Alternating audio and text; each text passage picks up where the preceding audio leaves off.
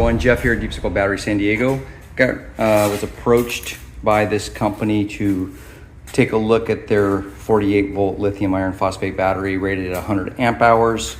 I apologize, I cannot pronounce the name. If you can, you let me know.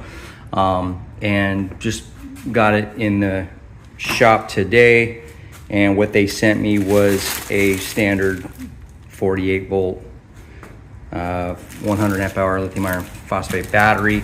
Going through the manual, I noticed that it, well, first of all, it does weigh about 100 pounds, and it has a max discharge current of 100 amps. It's got the M8 terminals, and it's got the ABS plastic IP66 rating.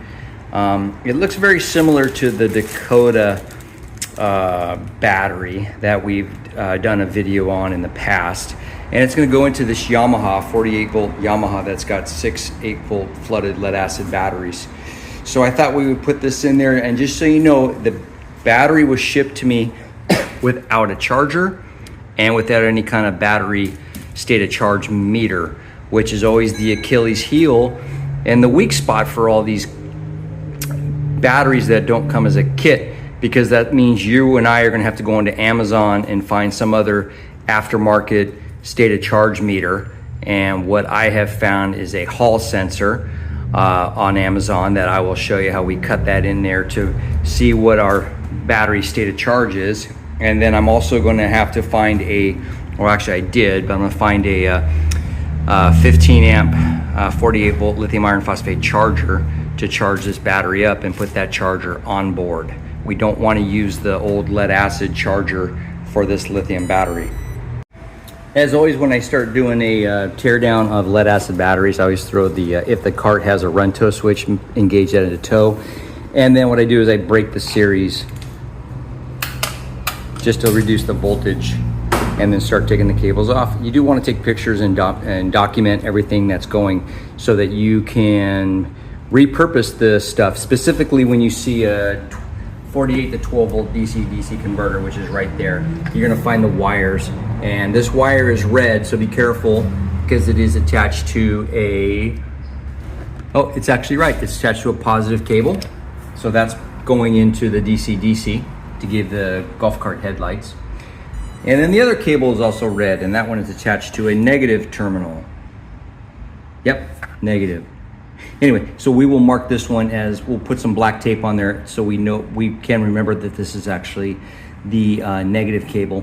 Worst case, if we got confused, you can go to the back of the DC-DC converter. They usually have a little legend telling you the 12 volt and the 48 volt polarity.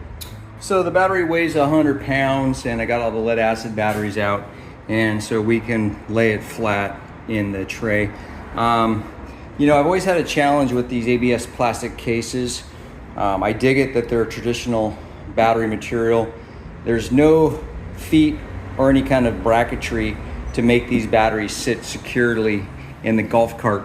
So what we end up having to do, or what you're gonna have to do, is get some kind of creative with either a crossover bar with some studs as a clamp on top.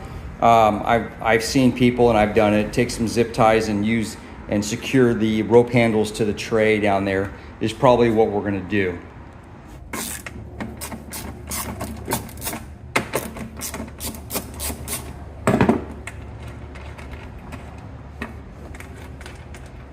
Okay, so I was telling you that I got the 100 amp BMS lithium iron phosphate battery by this company set in place, and they don't send a charger, they don't send a battery monitor, state of charge meter. So I went on Amazon and bought the eco-worthy Hall sensor that's using a DC amp clamp device to report state of charge. So what I'll have to do is I'll have to find a charger, which I do have, fully charge the battery, install the SOC meter, and calibrate it for 100%.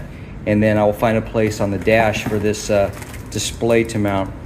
Actually, it's kind of a cool little deal, and we'll show you how that works. So we were able to use a couple long zip ties to hold the battery in there, and I just made some loops here because I'm thinking the battery's going to loosen up and we're going to go back and tighten it again. and you can see that I have the Hall effect sensor installed here with the positive cables running through it, and that reports with a telemetry cable to this display here. And the Hall sensor is pretty cool. It's got a good picture profile. After the battery is fully charged, which it is not right now, we're still charging. When the battery is fully charged, then we can go in here and calibrate this and tell that the battery's 100%. And then it'll give us some data as far as the watts of demand, amps that we're drawing, and etc. And the battery's voltage as well too. So we're charging right now and the battery's at 54 volts. Anyway, so the next thing we're gonna have to do with this battery, because these guys did send it to me, I did not buy this battery and they're not paying me, but I do wanna drive it with this cart and see how many amps we can pull out of it and give you guys a report.